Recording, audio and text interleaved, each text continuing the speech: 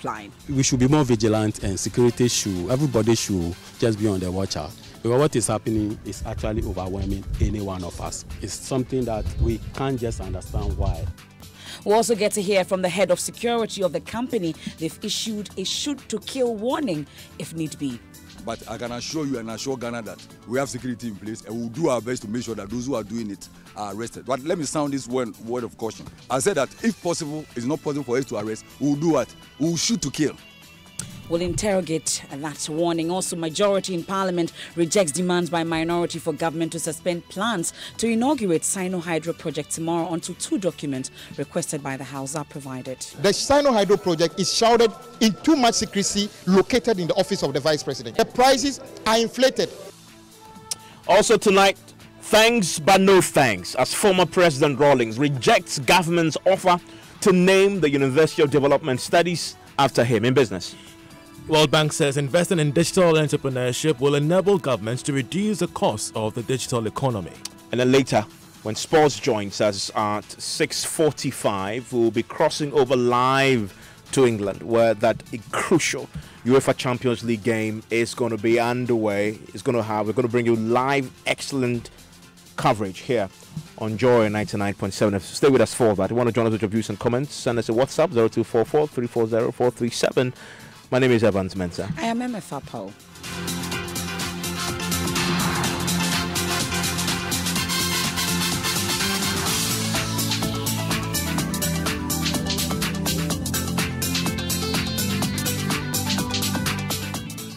And the Ghana Grid Company, Gridco, says it is overwhelmed with attacks on its installations. Now, the power transmitter foiled what security officials say could have been a major disaster within the power enclave at Tema. Well, some unknown persons torched a gas pipeline, in fact, set it ablaze in an attempt to get it to inflame, belonging to a petroleum company, Cyrus Petroleum Services, posing a threat to Gridco, VRA, and some depots within the enclave. Joy News understands the ECG suffered a similar attack before Gridco's pylons were hacked down. It just took the intervention of vigilant security officers to put that fire out before it could inflame the pipes. Now, speaking to journalists who visited the site today, Head of Security for Gridco, Major Lawrence Appiah, said his outfit will not hesitate to shoot to kill any person found to be involved. And we are here to show you what bad elements who are trying to bring Ghana down attempted to do. Unfortunately, they did not succeed.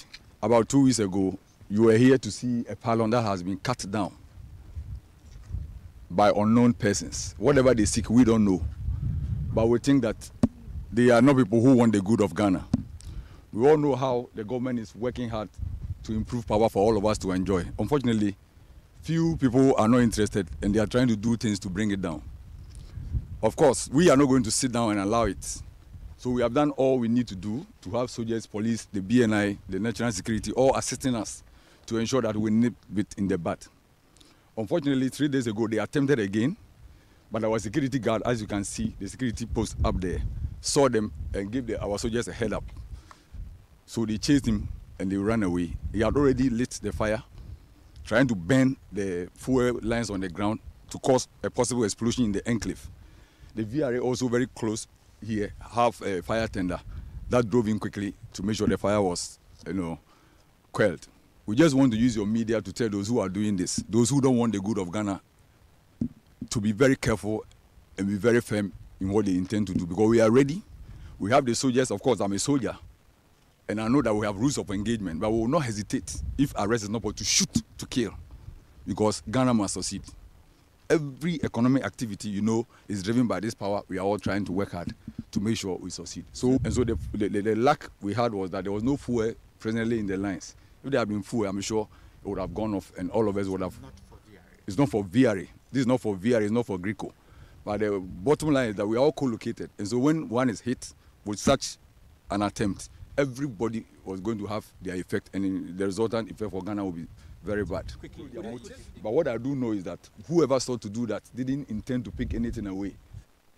Now, Head of Safety, Security and Environment, Daniel Ameho, has also been explaining how the incidents could have affected the operations and the enclave. We had a call yesterday around 9 o'clock in the morning when I was in a meeting that somebody attempted tampering with our pipeline. So quickly, I sent my men over here to have a look at it. And then they also reported back to me. So this is the project manager on the project.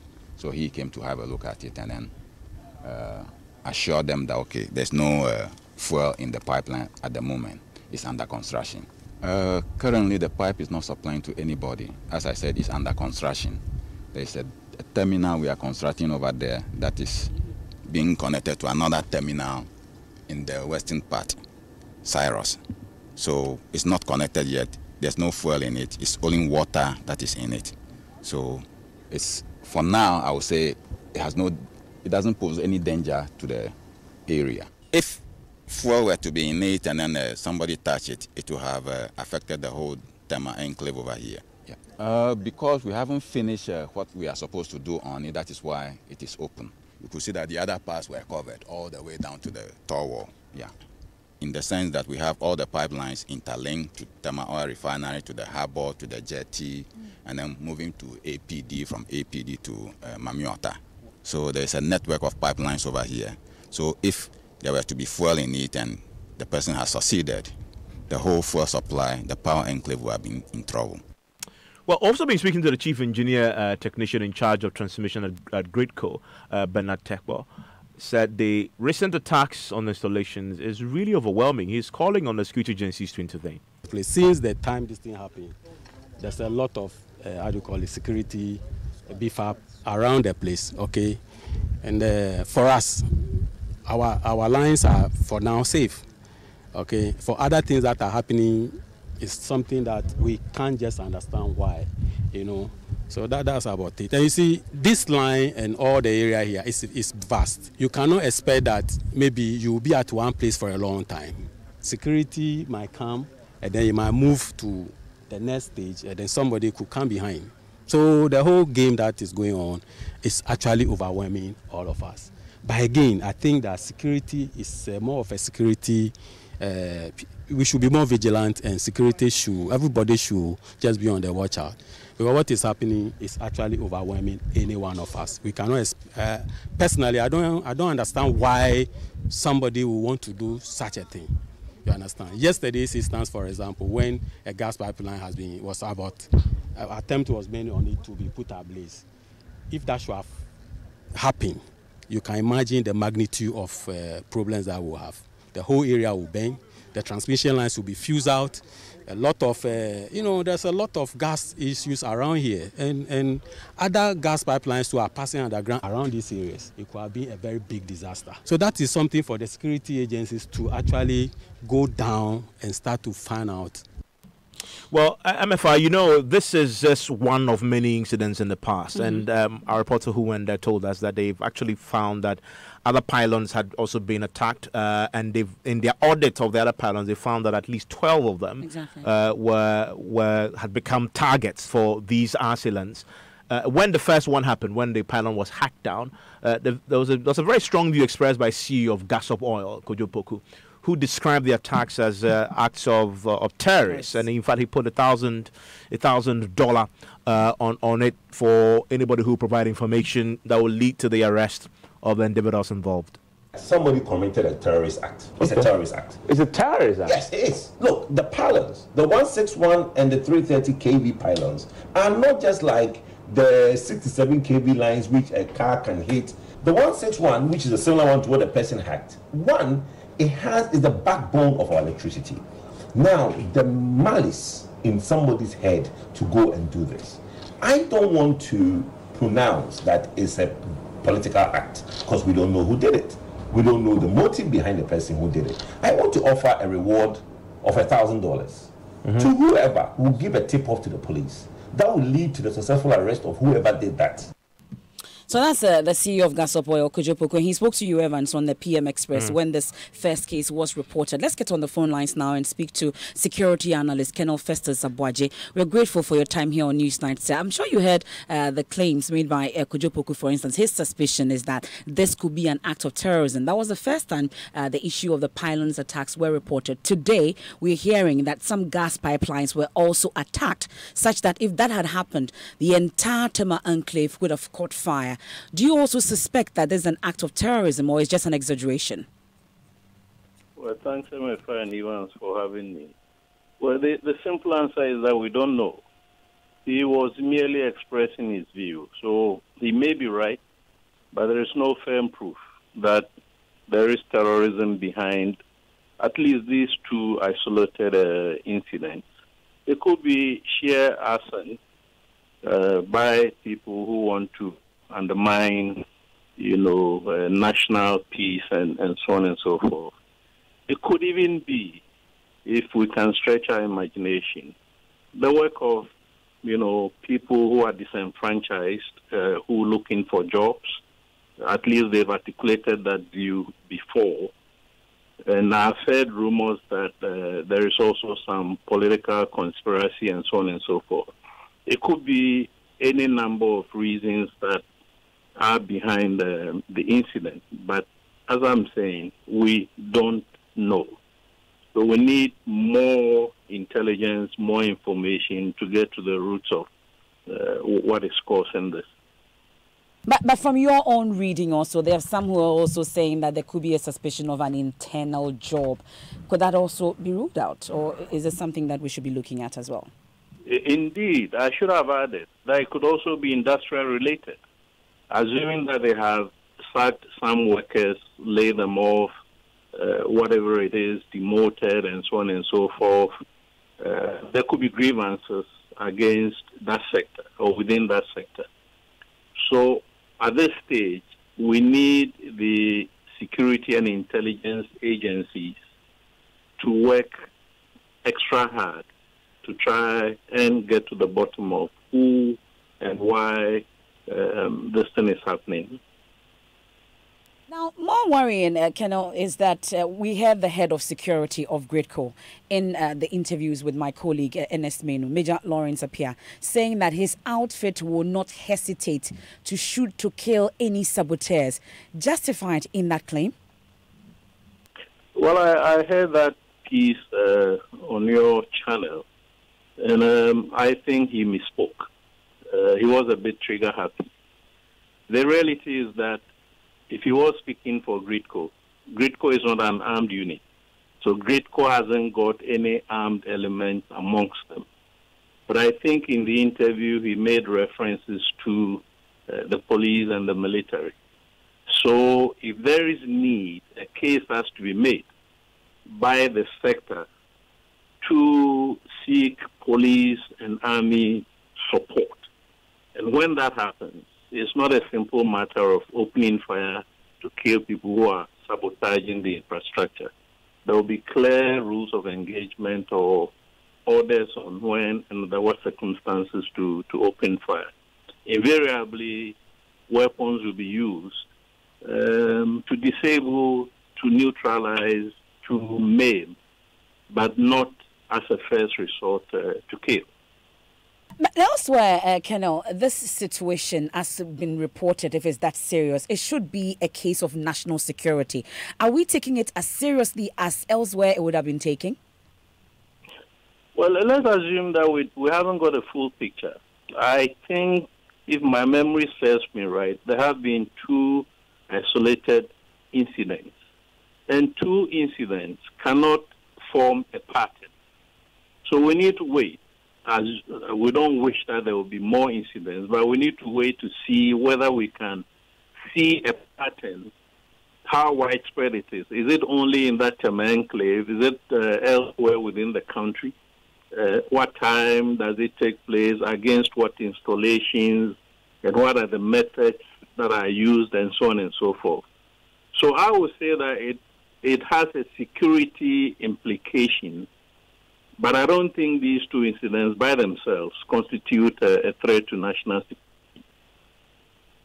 Oh, we are grateful for your time. That's Colonel Festus Sabwaji. He's a security analyst. We are grateful for your time here on Newsnight, Evans. And I'm to a story that, and the video really, that has been trending since the weekend on social media platforms. It has to do with this town hall meeting, the Diaspora Town Hall meeting that happened in London over the weekend, and the presence of Charles Bissiou. Is it the one with a question? posed yes, by a question posed by a diasporan. It has to do with the presence of the presidential staffer, Charles Bisu, who until recently was a secretary to the Interministerial Committee on Illegal Mining. We know that in the ANAS investigative report, he had been accused of taking bribes to, I guess, corrupt his position. He has denied that. The matter has been investigated by the CID, although we know ANAS has also sent a separate position as well. He did resign his position, but maintaining his innocence. But he was at this event, and a question was asked by one of the participants at this event, questioning why he was there. So, to Mr. Attorney General or Deputy Attorney General, you made mention about various corruption issues that are being prosecuted. We are aware that recently, Anas Armiyaw Anas came out with a documentary involving one gentleman here taking cash gifts when he was entrusted to work towards elimination of Galamsey. Now I want you to tell me what specific measures have been done about that gentleman too, Mr. Bisu. And he's here sitting with us. Yes, please. Is he here with our tax money, with you as government delegation? Thank you. Or he came on his own? Thank you. And secondly, just one question, sir. It's one question, sir. To eliminate the quality of gift taking among government appointees. Thank you. Thankfully, we've just been joined by the Deputy Attorney General, who the question was directed at. As you can see, this has become an issue on social media platforms as people are talking about this. Mr. Godfrey Dami, thank you for your time here on Newsnight. Thank you very much, Ivan. Yeah, so the question was really direct, and I'm sure you've seen how this has become such a social media thing that people are talking about. What really is the answer to it? Well, I think that there is become an issue because of the manner in which the publication has been made on social media and on some websites. Because clearly, the question was posed and there was an answer. The answers were actually given by the Deputy Minister for Information, Pius Hadiji. And then, of course, because the question was addressed to me, I also took the pain to answer the question. And the answer was just simple. Indeed, Mr. Charles Bisu was not there on account of government sponsorship or government funding. I'm sure definitely he was there on his own, as the questioner himself sought to query. And secondly, regarding the steps that have been taken to deal with the situation, the steps that have been taken are matters of public knowledge. And I alluded to them. I alluded to the fact that indeed, such a business situation is a subject matter of investigation by two independent institutions of state. And the two independent institutions of state are the Criminal Investigations Department and, as far as I'm aware, Office of Special Prosecutor. And it's important to indicate that I was actually stating matters that Mr. Charles Bisu earlier on had put out in the public domain himself. You know, he was invited by the CID, and after the necessary statement had been taken, whatever, he himself went out there and made it public that yes, he had been invited by CID on so and so date. He had given a statement to CID and whatever. So this is clearly a matter of public knowledge and public information. And so it is very imperative to indicate that it is not as if the government of Ghana is attempting to shield Mr. Charles Bisu or indeed has not taken any action at all in respect of him. But right after the issue came up, he himself took the wise decision of stepping aside. So as we speak now, he stepped aside. He is not involved in the Interministerial Committee on Illegal Mining, and he is not involved in the operations of that entity. Secondly, his conduct was referred to the CID. He has been probed, investigated by the CID. Statements have been taken from him. And Mr. Anas also indicated to the public, I think it was Mr. Kokupak also, indicated that indeed a complaint had been submitted to the Office of the Special Prosecutor. And so these are matters that clearly are within the public domain and law. So okay. I don't think there's any controversy whatsoever. Okay. The only point that I deplore is the manner in which the question is making the rounds, but not the answer. And I find it, with all respect, a little bit mischievous. It's mischievous because a question has been posed and answers were given at the platform. And at that forum, it was indicated clearly that these steps have been taken regarding such as this situation and the assignment of investigation by two independent institutions of state. Secondly, he was also not there on account of any sponsorship or funding by the state. He was on his own. The program was open to the public. In fact, even white people attended. There were some foreigners in the gathering. They attended. It was a national event of Ghana government open to the public. Any Ghanaian and citizens as well as any member of the public, be there foreigners, were able to attend. And indeed, I saw some foreigners even there. So fundamentally, Mr. Bishi was there in his own capacity, wasn't there on official capacity, wasn't sponsored by the state. He had just come to a town hall meeting because he's also in London and the UK. Definitely not. I don't think the issue of government sponsorship even comes in at all. He was definitely not there on account of sponsorship by the state. He did not go there on account of state funds. I don't know how he himself went there. If somebody bought a ticket for him, so be it. If he himself bought it out of his own resources, so be it. But he was definitely not there on account of state funds or state sponsorship. And was not part of any government of Ghana delegation. I'm grateful that you joined us with that clarity. And you, in fact, you could see the video in which Godfred Dame provides an answer to that question that was asked, which has become a topical issue on social media for conversation. So listen to Newsnight here on Joy 99.7 FM. Also today, there's a statement from the former president's office. Exactly. A very interesting one about this very controversial bill on public university, which appears would give former President Rawlings some, permanent status at the University of Development Studies. And as you can imagine, the former president is not one to shy away from controversy. Former President Georgian Rawlings has emphatically rejected an offer from government to rename the university. I'm talking about University of Development Studies after him. Now, according to a statement from the office of the former president, Mr. Rawlings has, quote, a long-standing principle not to have national monuments and facilities named after him. My colleague, MFI, so you've seen a copy of this statement? Exactly, and essentially he's saying that, this is a proposal as part of the Public Universities Bill, and as part of that, the public universities will be named after a number of, renowned Ghanaians who deserve to be, be given this such an honor. And he's saying that this is about the second time. The first time the president made that proposal to him, and he turned it down. So he's actually written to the Education Ministry as well as part of this Public Universities Bill. That's part of it.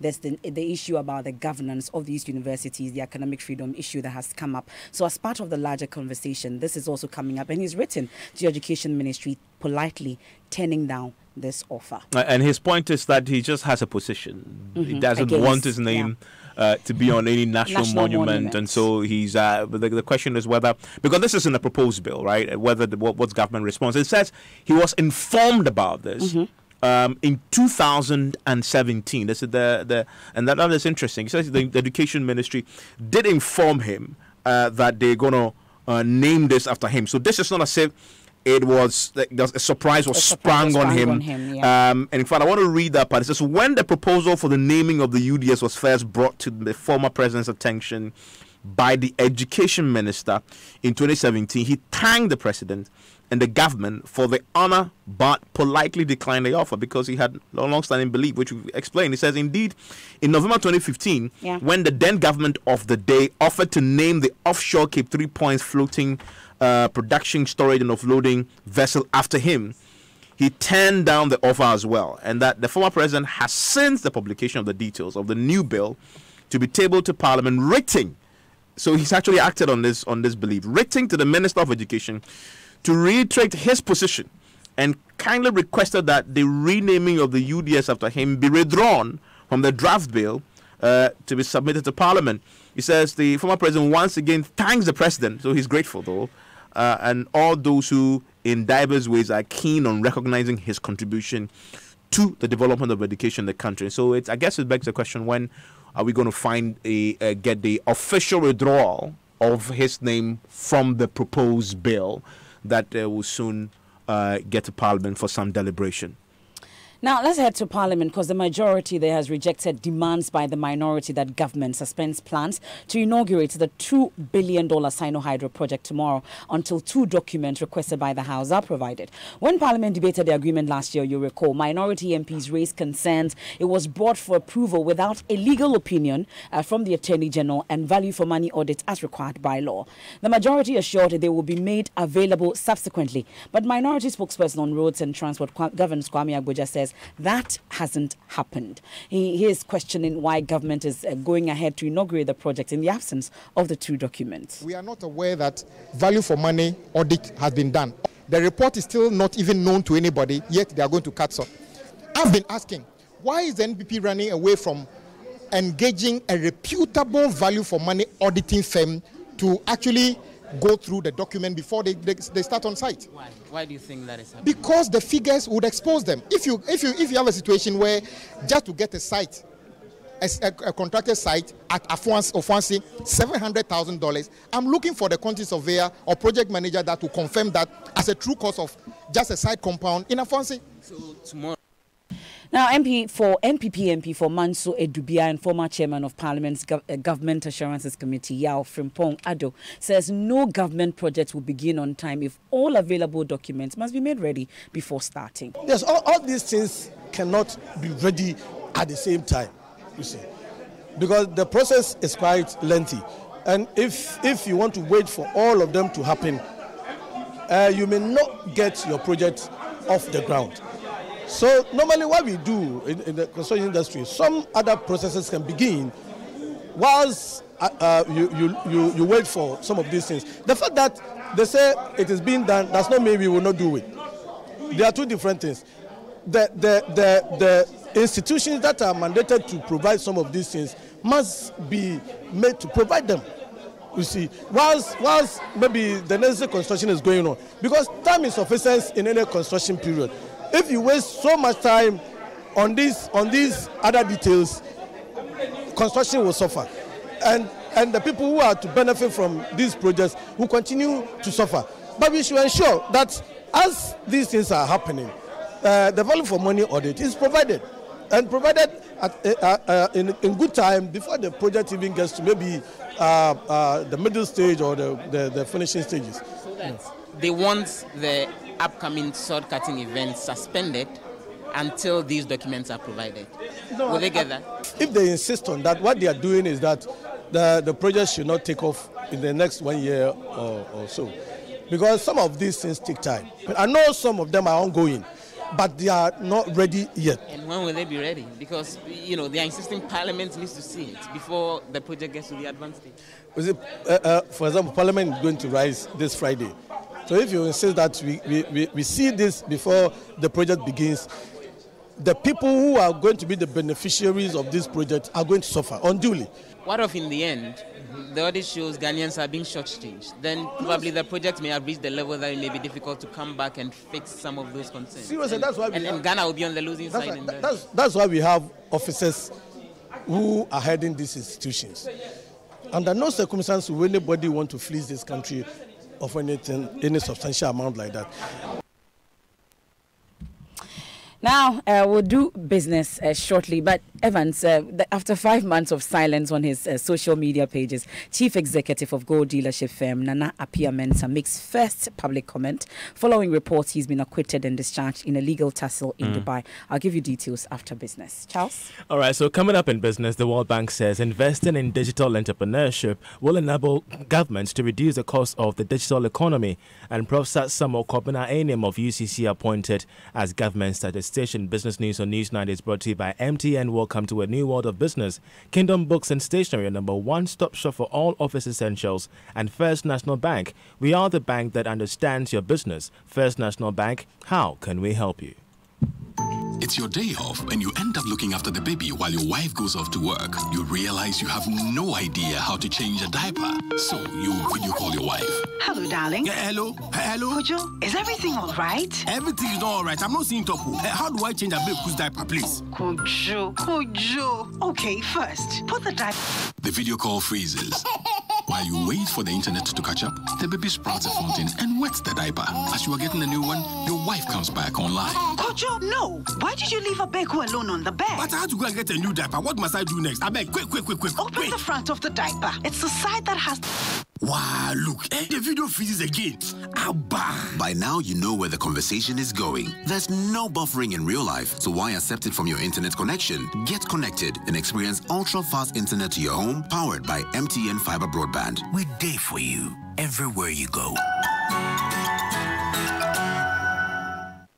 Let us help you bank with the right bank. At First National Bank, we're more than just a bank. We're a digital partner that actually understands your business. Enjoy massive value with our various banking solutions. Get a business check account, a day-to-day transactional account for all businesses from all sectors of the economy. Access our online banking enterprise and bank your way 24/7. Invest with our short or long-term options that enable immediate access to funds. Optimize your cash flow, raise capital, and acquire assets with ease with our lending solutions. Trade with speed, consistency, and innovation with our global payments and forex solutions. With so much value up for grabs, there is no reason not to bank with First National Bank.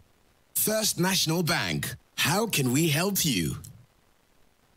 We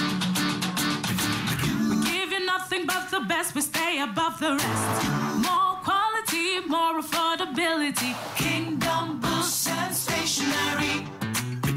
Everybody's going to the one and only shop where customer satisfaction is a guarantee. Kingdom Books and Stationery. Oh yes, with our 30 days credit facility with no interest charge, free delivery services, and our free consultation on setting up your office, Kingdom Books and Stationery is unmatched in our delivery of quality and affordable office essentials, equipment, and furniture. Experience world-class customer service in all our branches in Accra, Tema, Kumasi, Cape Coast, and Takoradi. Call us on 0302-764-101 or visit our website at www.kingdomgh.com. Kingdom Books and Stationery, your number one-stop shop for all office essentials and stationery. Terms and conditions apply. Honey, I need to get some. But I don't have cash on me.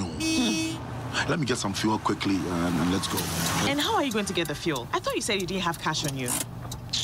What is this one? My Puma card. All it takes is a card. The Puma card allows you to buy fuel cash-free from all Puma energy filling stations. You can use your Puma card with any Visa points of sale and ATM across the country. The Puma card also works on mobile money. You get amazing discounts when you fill up with your Puma card. So register for free and get your Puma card instantly at any Puma filling station. And you only got one for yourself, eh? Yeah, would I have had my peace of mind? Oh, thank you, honey.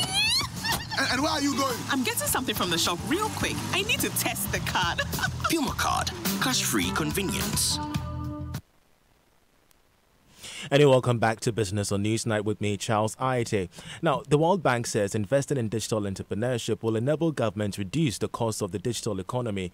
The World Bank is proposing an extensive training of entrepreneurs on digital programs for citizens in sub-Saharan Africa, including Ghana. According to the bank, this measure will reduce the cost of having a digital economy, which is likely to burden developing countries. There is more in this report. According to the World Bank, the impact of external shocks on African countries can be resolved by a digital revolution. World Bank Chief Economist for Africa, Albert Zilfak, says digital transformation can increase growth by nearly 2 percentage points annually and reduce poverty in sub-Saharan Africa alone. He therefore called for a rapid development in broadband deployment as it is the next game changer for Africa. The type of skills that would be useful for the youth in the future would have to include a healthy dose of digital skills. So those skills need to be taught in school right from primary or tertiary education. Another very important aspect of the digital economy that we are emphasizing is digital entrepreneurship.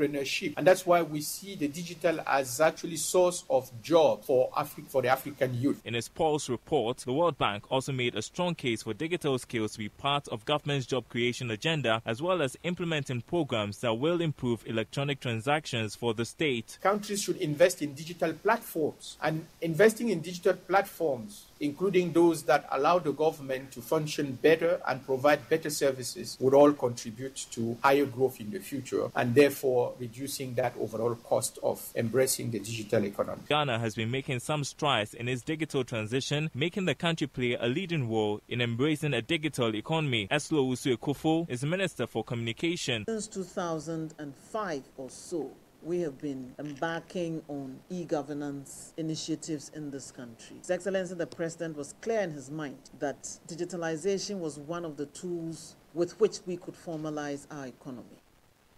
And that was a Business Desk report. Now, Professor Samuel Kobina Anim of the University of Cape Coast has been appointed as government statistician.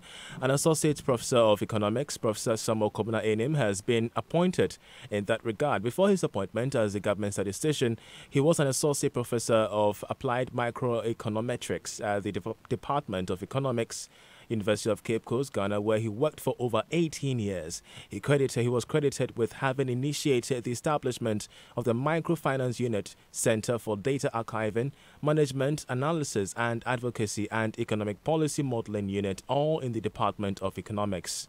And of course, we do wish him well in his endeavors. But just before we go, European dairy giant Arla Foods, producers of Dano milk, is hoping to increase market share in Ghana.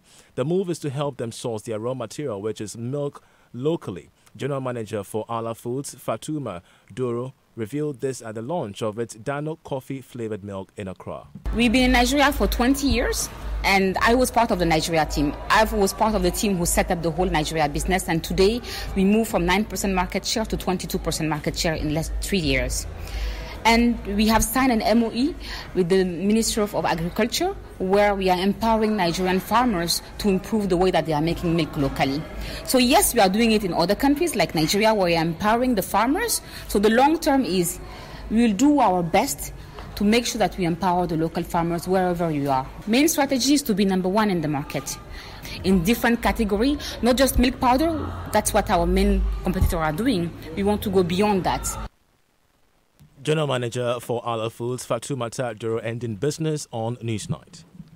Thank you very much, Charles. And we are handing over in a bit to the sports team, Gary Al Smith and George Adu Jr.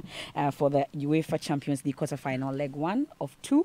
And they're bringing us impeccable commentary. Yeah, I know you're excited because you have some gossip about NAM1. Yes. That is Nana Appiah Mensah. Yes, I do. Yes. And something on his Instagram page. Mm-hmm. And since the 28th of November, we haven't seen any posts on that. I know you, Instagram every day you go there, I know. Oh, yeah, I'm on Instagram. You have money there? Instagram. No, men's school. No, you don't have money there. But okay, so tell us what you found today. Okay, so on Instagram we saw that Nana Appiah Mensah has posted. You know that his page name is MN_Appiah. Okay. And the post with a picture of him, his face, just his face, big picture, says Jesus Christ is the same yesterday, today, and forever.